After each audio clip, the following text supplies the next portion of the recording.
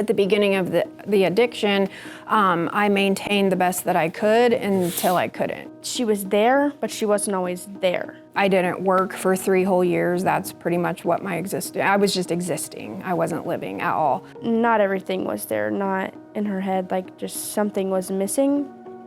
For a long time, I don't think I realized what that was. You're not able to make rational choices, decisions. When you're an addict, you lie, you steal, you cheat.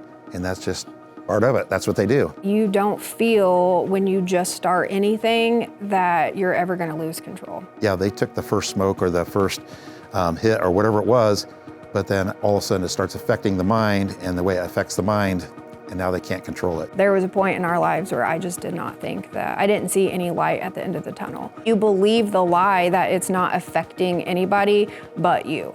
And that is furthest from the truth, because addiction absolutely affects the whole entire family, your friends, anybody that loves you. It takes you down. Like, what are you supposed to do? You know, you're watching your fiance fall apart, and you're helpless, and trying to make a job, living check to check. Back when this happened to us 15 years ago, we felt like we were on an island by ourselves because it was just kind of a new thing coming, and we didn't know who to talk to. There was nobody out there to really reach out to and say, hey, how do I navigate this? Like, what do I do?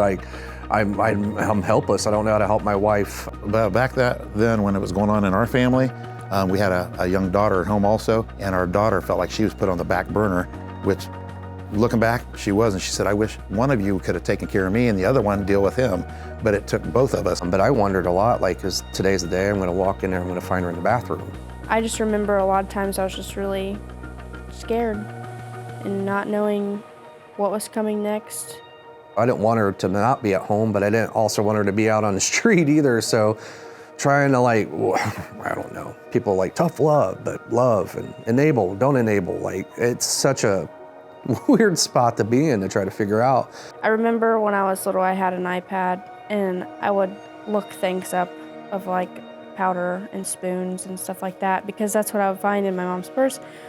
Not knowing what anything was actually called or what it was used for, but I just had this like gut feeling that just something wasn't right.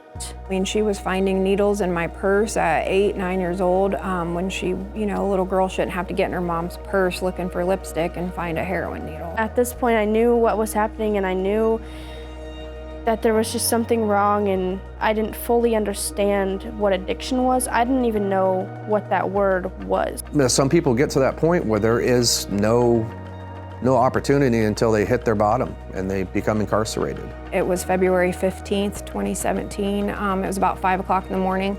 I was in the bathroom actually shooting cocaine and heroin, and I heard the door just boom, boom, boom, and I knew they were there to get me. I absolutely knew that's what was happening. People found out. I mean, people's parents talked. People knew who I was, knew who my mom was. There were kids who definitely said things to me, picked on me, because of things that were outside of my control. I was just living in this. This epidemic of, addictions, drugs, alcohol, what have you. It's real. I have buried more people than I care to admit from addiction. We've lost a lot of people that we love and care about. Think how many kids you see, they are passing away because of overdoses. I sat in that prison for 2 years, and I watched a revolving door of women. They would get out, and then they would be right back within 3 months. I just made a promise to myself and to my family and to God that that was not going to be my story. The real message is that there is hope, and there is restoration, and there is recovery. No matter how far gone you think somebody is.